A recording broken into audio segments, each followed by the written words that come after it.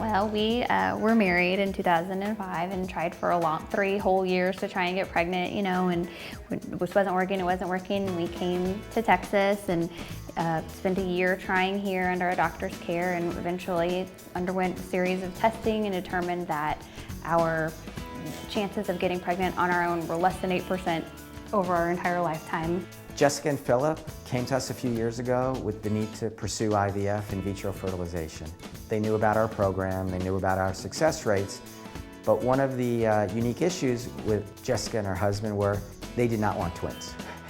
You know, they were a young couple, they knew the amount of work it takes to raise a family, and one of the goals for them was to achieve a singleton healthy pregnancy. He kind of walked us through, you know, what the steps would be, what each thing we would do, how we would go through it, and I think a lot of it was just a comfort, you know. I mean, it's a very emotional thing.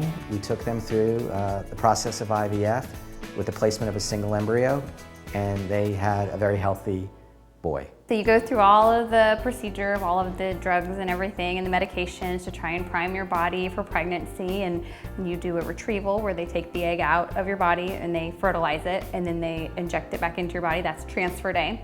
And there's 5 days in between typically where the egg lives in a petri dish and they watch it grow and then they put it back into your body, and at that point you either conceive or you don't conceive, but you can't know for 2 weeks. Another year went by and they came back again, and we did the same thing. They conceived again on the second cycle, and they have a healthy girl.